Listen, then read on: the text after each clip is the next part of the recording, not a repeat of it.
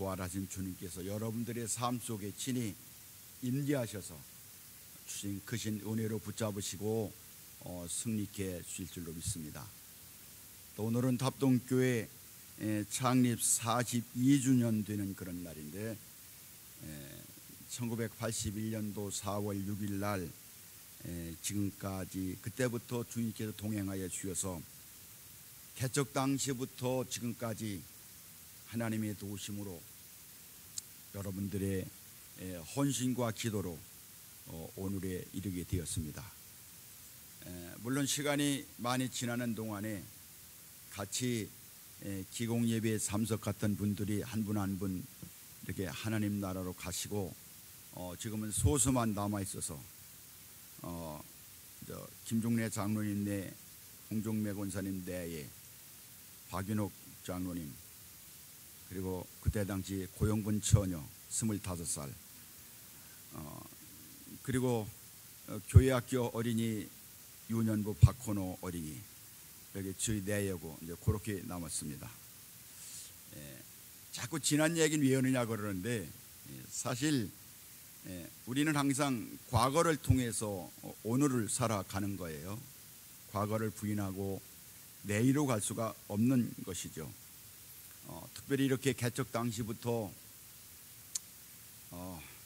뭐 땅사자, 교회 짓자 그러면은 많은 분들이 안색이 다 달라지는데도 끝까지 남아서 이렇게 헌신해 주신 여러분들이 감사하고, 또 중간에 이렇게 오셔서 참 여러분들이 이렇게 협력해 주시는 걸 너무 감사하고, 저의 일편단심 항상 기도하는 것은 하나님 답동교회라고는 이 교회의 이 거룩한 공동체를 통해서 예수님의 거룩한 보혈이, 십자가의 그 은혜가, 부활의 능력이 우리 이 지역뿐만 아니라 세계 열방 가운데 전파되게 하여 주시옵소서. 그런 그 마음의 소원을 늘 가지고 있습니다.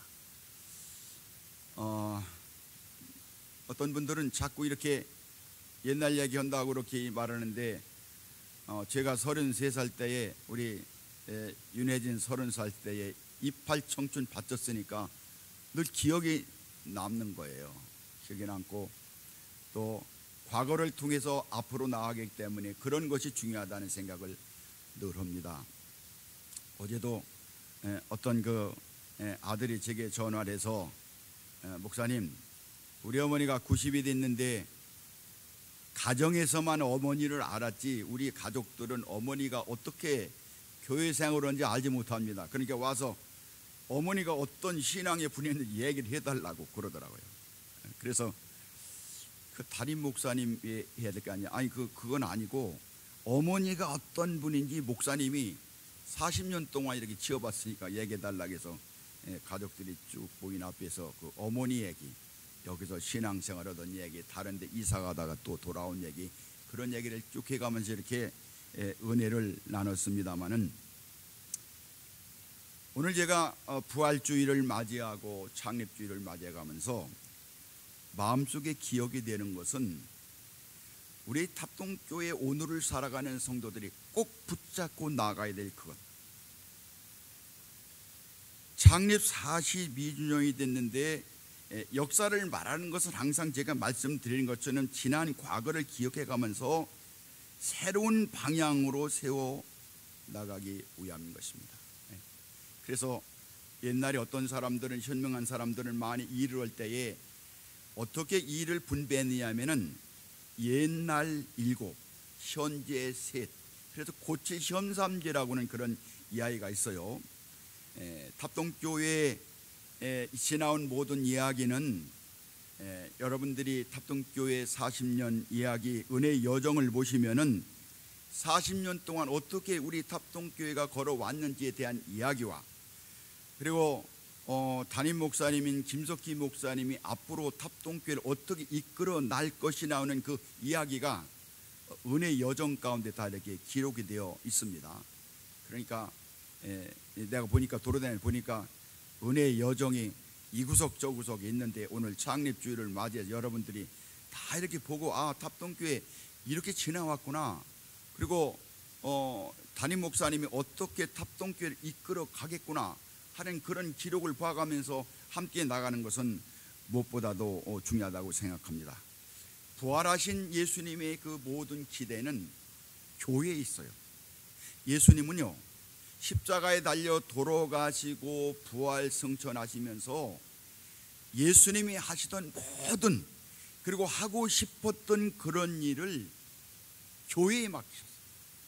그러니까 교회는 예수님이 그 하시던 그 일을 맡아서 담당해 나가는 것이 교회의 사명이라는 것입니다.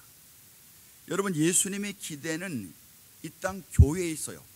어떤 미국 정부라든가 한국 정부라든가 아니면 중국 정부의 역사를 맡기는 것이 아니에요. 교회에 하나님의 역사를 맡긴 것입니다. 그래서 주님의 교회는 이 땅에 주님의 큰 그 비전의 역사를 실현해 가는 대표적인 장소다. 그러나 교회는 세상에서 완벽한 교회가 없어요. 완벽한 성도도 없습니다. 교회는 완전을 향해서 더 지어져 가고 갈수록 풍성해지어지는 거예요. 여러분, 기독자의 완전이란 진행형입니다. 계속 진행형이에요. 내가 아무리 긴 세월 신앙 연급을 가지고 교회에서 활동하고 교회 안에 직분을 맡았을지라도 완벽한 신앙은 없습니다. 계속 지어져 가고 만들어져 가는 거예요. 오늘 저는 느헤미야서의 본문을 선택을 했습니다. 제가 코로나 이후에 여러 곳에 가면서 복음을 전하고 집회를 하고 제 마음 가운데 이 시대를 다시 일으킬 수 있는 그 복음서가 바로 느헤미야라는 그것을 이제 깨닫고 늘 이 말씀을 중심으로 나누게 되는데, 저는 이 느헤미야가 예루살렘 성곽을 건축할 때에 어떻게 성곽을 세웠는지 그 기본 원리를 돌이켜봐가면서 우리 탑동교회 그리고 모든 성도들 개인의 신앙을 바르게 세워나가기를 축복합니다. 설교할 때 여러분들이 알아서 아멘 하십시오. 아멘 하라고 말하진 않겠습니다. 그러나 아멘은 그대로 다 이루어진다는 걸 알고서 절대로 저 강요 안 씁니다. 그러니까 고개 딱 쳐들고 교만하다가 않을 테니까 말씀에 은혜되면 아멘이면 그 아멘을 통해서 내 속에서 부활하신 주님께서 함께 역사하셔서 아멘의 길로 승리케 해줄 줄로 믿습니다. 오늘 느헤미야서를 통해서 영적 변화를 통해서 교회가 나아가야 된 첫 번째는 양의 문을 회복해야 된다. 양의 문. 오늘 1절 말씀이 그랬습니다. 그때의 대제사장 엘리야십이 그의 형제 제사장들과 함께 일어나 양문을 건축하여 성별하고 문짝을 달고 또 성벽을 건축하여 한미야 망대에서부터 하나넬 망대까지 성별하였고, 이렇게 말했습니다. 그러니까 양문을 건축하여 성별하고, 여러분 예루살렘 그 구성곽에는요 문이 여러 개가 있습니다. 아문이 있고 옛문이 있고 분문이 있고 골짜기 문이 있고 동쪽 수문이 있고 많은 문들이 있는데, 유독 여기에 나와 있는 이 양문만은 이 양문을 건축하고 양문만 성별했다고 말했는데, 이 성별했다고는 그런 말은 무슨 말이냐면 하나님께 바쳤다는 의미예요. 여러분, 양문의 의미가 있는데 이 양문은요 하나님의 성전으로 예배하러 갈 때 제물로 쓰이는 양을 데리고 가던 그 문이 양문이에요. 그러니까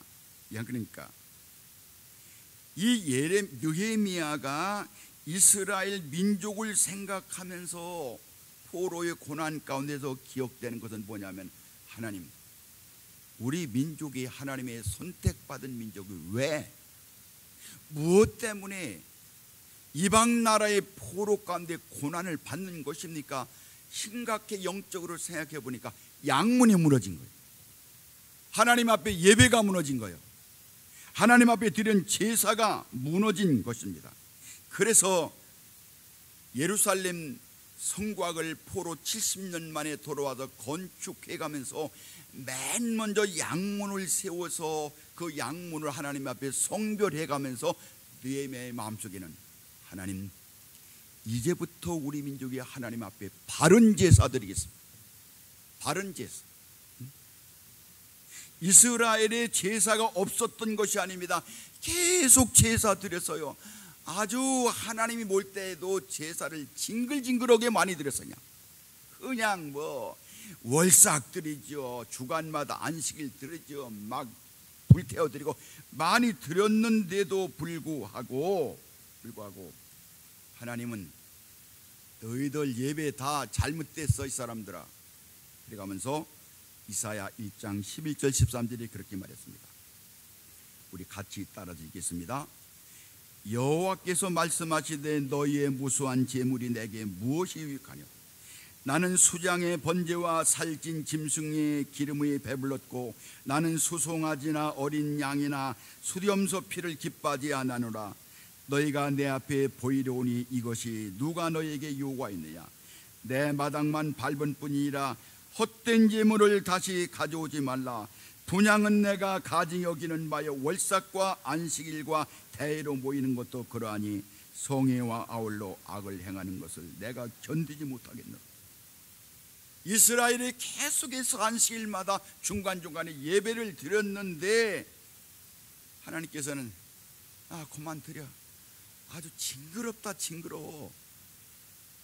예배 때문에 레위기서를 기록한 하나님께서 이스라엘 백성들이 그만 예배 드리라고 그랬어요. 여러분, 이스라엘 백성들은 하나님과 언약을 맺는데 예배를 통해서 언약을 맺었어요. 시편 50편 5절에 보니까 이르시되 나의 성도들을 내 앞에 모으라. 그들은 제사로 나와 언약한 이들이니라. 그렇게 말했습니다. 그러니까 이스라엘은 하나님 앞에 예배를 정말 바로 드려야 되는데 예배가 잘못된 거예요. 그러니까 느헤미야는요, 우리 민족이 고난받는 70년의 그 고난의 그 문제가 무엇이냐? 하나님 앞에 예배 잘못 드린 거예요. 그러니까 양문부터 성별하게도 예배를 드리자 이러는 거예요. 이스라엘 사람들은 예배를 드려가면서도 마음 한편 쪽은 무슨 생각을 했냐? 바알을 생각했어요. 바알은 풍요를 줍니다. 기쁨을 줍니다. 바알은 의미있게 살고 풍요롭게 살고 즐겁게 살고 그게 바알이거든요. 그러니까 예배를 드려가면서도 여기 정신 바싹 차리고 들으세요. 예배를 드려가면서도 하나님께 예배 드리니까 내게 복을 주시겠지. 하나님께 예배 드리니까 아이고 예배 끝나고 나서 엔조이고 끝나고 나서 보고, 그런 생각은 바알에게 예배를 드린다는 거예요. 바알에게. 비록 하나님 앞에 피를 드리고 양을 잡아드리고 정상가가 갇혔지만은 하나님 보시게 되는, 너희들 나한테는 벌 모양만 보이고 뭐 하는 거요? 마음속은 바알에게 있잖아.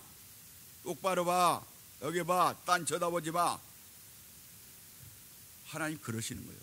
그래서 이스라엘 백성들이 70년 고난을 받은 거예요. 여러분, 이스라엘의 예배에 실패하니 모든 정치, 경제, 문화 모든 면에서 완전히 실패한 거예요. 예배에 실패하니까. 여러분, 사울왕의 실패는 예배의 실패죠.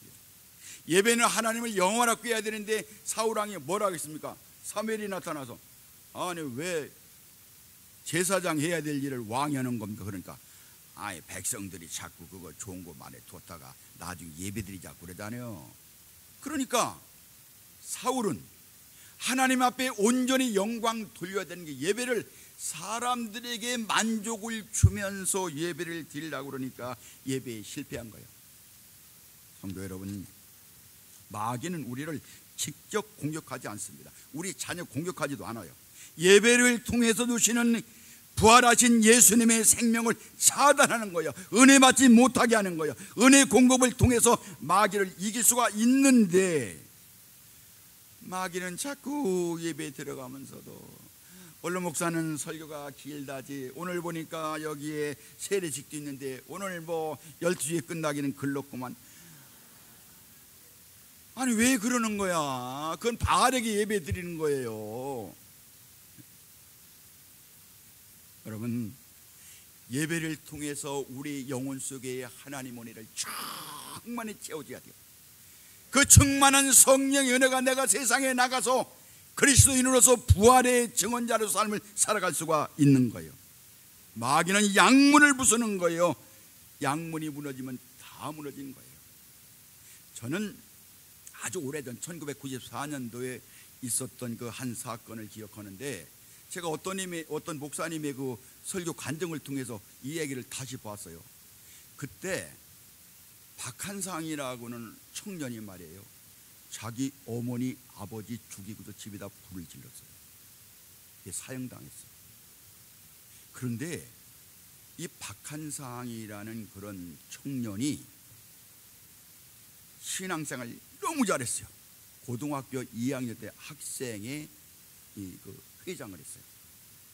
수련회 갔다가 은혜 받고 돌아와서 성도들 앞에 간증했습니다. 제가 이렇게 살았는데 앞으로 예수님의 십자가 부활을 증거한 믿음으로 살겠습니다. 그러고서 집에 들어와서 부모님에게도, 이 부모님은 그 교회 학생부 부장이야. 잘못했습니다. 제가 앞으로 바로 오겠습니다. 그랬더니 아버지가 하는 소리가, 야, 은혜는 대학교 들어간 다음에 받으라.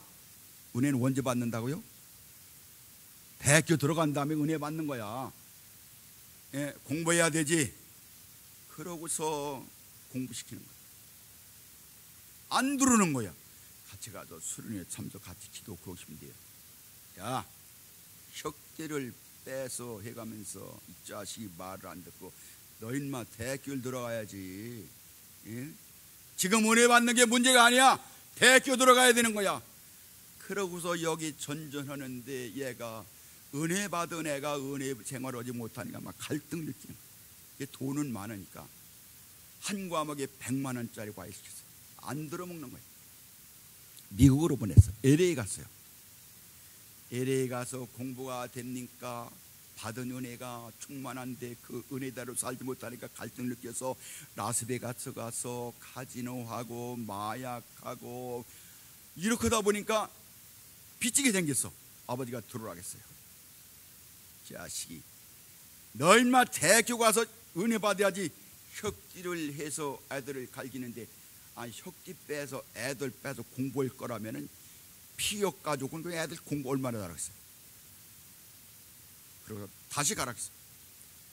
갔다가 부모님 생각에 자련에 있는데 안 되는 가서 또 마약하고 카지노 가고 돈 떨었어요.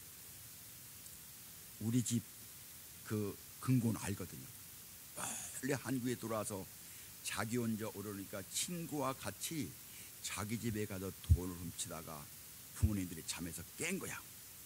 그러니까 부모님을 살해하고 증거 없애기 위해서 집에다 불을 놨어요. 감옥에 들어갔습니다. 목사님이 감옥에 신방 갔습니다. 그는 그렇게 말했어요. 목사님, 제게 가장 행복했을 때는 고등학교 2학년 수련회 때입니다. 여러분, 우리 교회 어린 신령부터 모두들 예배가 무너지면 안 되는 거예요. 지금도 유치부와 유년부 학생들이 다 예배 드리는데, 하나님 그 예배 드리는 곳마다 이 성전 안뿐만 아니라 온 교회가 부활하신 주님의 능력으로 충만한 은혜의 시간이 되게 하여 주시옵소서. 여러분, 은혜가 넘쳐야 되는 거예요. 예배 때 은혜 받지 못하니까 다 무너지는 거예요. 예배 때 생명 말씀 듣고 예수님 만나지 못하면 안 되는 것입니다. 예배 때 하늘의 은혜를 맛보아야 되는 거예요. 여러분들 예배 시간마다 목사님을 통해서 주시는 그 말씀을 아멘 아멘으로 받아들이고 정신 바싹 차려서 성령 주신 은혜를 충만하시길 축복합니다. 두 번째는요, 교회를 세우기 위해서 우리가 제일 두 번째는 뭐냐면은 선한 시너지. 여러분, 이 시너지라고는 말은 힘의 증폭작용. 그러니까 1+1은 몇이지요? 2예요? 잘 모르네. 1 플러스 1은 2예요.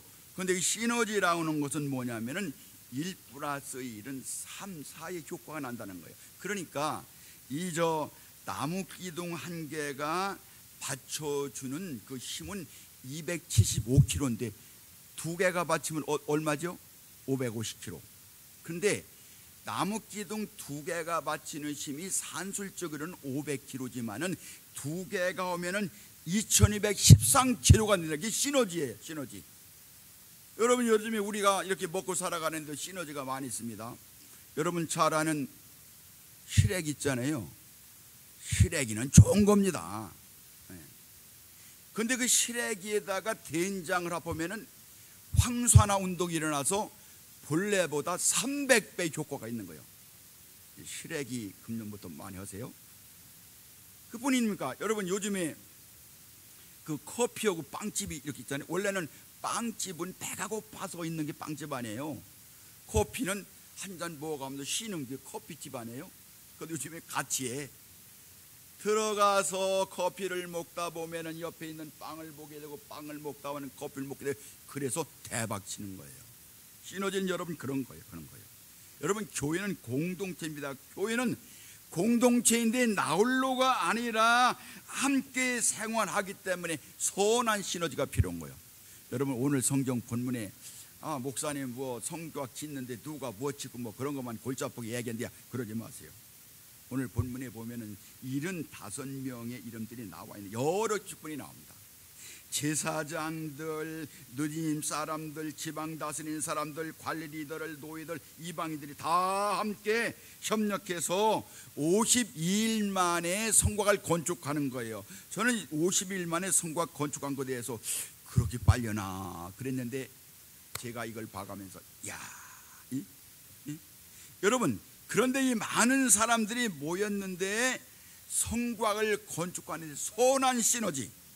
여러분, 1절에 대제사장과 제사장들이 노동판에 나왔어요. 잘 들으세요. 제사장들이 가운 입고서 거룩 그러던 사람들이 난리르는 거예요. 노가다 벽돌 올리고 그 이르는 거예요. 그 다음에 9절에 보니까 예루살렘을 반을 다스리는 리더가 노동판에 나왔어요. 또 14절에 보니까 게나게름 지방에 다스리는 말기수다도 나왔어요. 노동판에 나왔습니다. 각 지방을 다스리는 리더들이 다 나왔어요. 또 너희의 3장 12절에 보니까 그 할로헤스는 아들과 딸들까지 다 데리고 나왔어요. 여러분, 제가 일을 하는데 어떤 사람은 짜리고 쳐다보는 사람이 있어요. 앞으로 우리 답동교회가 큰일을 할 때에 짜리고 쳐다보지 마세요. 비웃는 거요? 교회가 막 여기 담뚝 쏴놨는데 옹벽했는데 무너져서 나구집 사람은 니아가로 오는데 어떤 사람은 딱 내 꼬다에 옆에 지나가는데 기분 좋지 않더라고. 합력하는 거예요. 합력하는 거예요. 여러분, 제사장이 리더들이 전부 다 작업복 입고서 막 벽돌 날르고 막 하는데 그거를 바라보는 이스라엘 본 사람들이 하자, 할렐루야, 한번 해보자. 그러고서 막 뿌라서 시너지가 일어나는 거예요. 그래서 52일 만에 완공한 거예요. 여러분, 교회에는 성도들이 명심할 것은 어른들로부터 어린아이까지 전부 다 헌신하는 거예요. 헌신하는 거예요. 교회 처음 시작했던 분들에게 감사한 것은 그냥 이러는데 밑바닥 쓰레기 치는 거 다 그런 것만 한 거예요. 여기 와서 뭐 막 딱 그거 없어요. 헌신하고 그러니까. 여러분, 이 어른들이 먼저 믿는 어른들이 교회에 좋은 전통을 세워나가는 거예요. 제가 목회할 때 제일 부담스러웠던 건 뭐냐면은 성도들에게 기도합시다, 헌금합시다, 전도합시다. 그걸 내가 말했으면 그대로 지켜야 될 게 아니야. 그게 어려운 거야. 목회자의. 김 목사님도 마찬가지예요. 여러분들에게 이거 하세요 저거 하세요 그러면서 목사님이 그냥 팔짱 끼고 있습니까? 같이 하려니까 어려운 거예요. 리더가 꽤 중요한 거예요. 여러분, 공동체 위기에 왔을 때 세상이나 하나님이나 똑같습니다. 먼저 믿은 성도들이 주여 그리고 은밀한 가운데 사명 감당하는 할렐루야. 그때 부활하신 주님이 그 공동체에 찾아서 교회를 세워주시는 거예요. 든든하게 하는 거예요.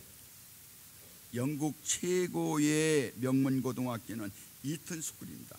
헨리 6세가 세운 그 학교인데 600년 전통 있는 학교입니다. 그런데 이 학교가 귀족들만 들어가는데요, 이 학교는 그 학교를 세운 헨리 동상 앞에, 헨리 6세 동상 앞에 무덤이 2000개가 있습니다. 그 어떤 사람들이냐면은 이 학교의 전교생의 70%가 참전해서 죽었습니다. 1차 대전, 2차 대전 때 제일 먼저 전쟁에 출신한 학교가 바로 이 학교 학생들 2000명이 죽었어요. 2000명 전부 다 아버지가 장관이고 국회의원이고 그런 사람들. 우리나라는 시장만 돼도 어떻게 해서 빼려고 군대 안 가잖아요. 아이고 참 창피스러운 일이지. 나라는 북한은 펑펑 쏴대는데 군대 안 가려고 별놈 짓. 거긴 아니야. 먼저 가는 거야. 먼저 가는 거야. 이 학교를 졸업한 리더들의 자녀들이 먼저 가서 시장하는 거예요. 죽는 거야. 그러니까 이 학교가 이름 있는 학교가 된 것이다. 여러분, 공동체 위기가 왔을 때 세상이나 하나님 일이나 똑같습니다. 먼저 리더가 희생하는 거예요. 부활하신 예수님은 교회 공동체의 뼈대를 상물 삼으려면 양문으로 나와야 되고 선한 시너지가 일어나야 되는 것입니다. 여러분, 우리 답동교회는 이제까지도 은혜스럽고 좋은 주님의 교회였습니다. 앞으로 더 좋은 교회로, 더 비전 있는 교회로 나가야 되는 이유는 우리 교회를 통해서 하나님의 거룩한 봉이 세상에 전파되기 때문에 그런 것입니다. 우리가 함께해서 거룩한 선한 시너지가 넘쳐나야 될 줄로 믿습니다. 마지막 세 번째, 교회 비전을 세워나가기 위해서는 목적이 일치돼야 목적. 느헤미야가 성곽을 건축하려고 하는 그 목표가 있었습니다.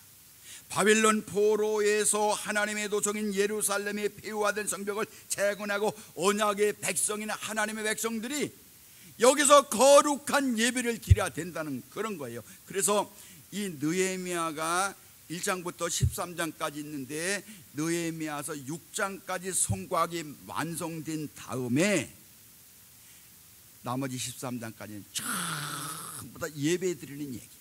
하나님, 우리가 이제까지 예배 드린다고 말했지만 예배 실패해서 다른 사람들에게 모욕당했습니다. 느헤미야 4장 4절.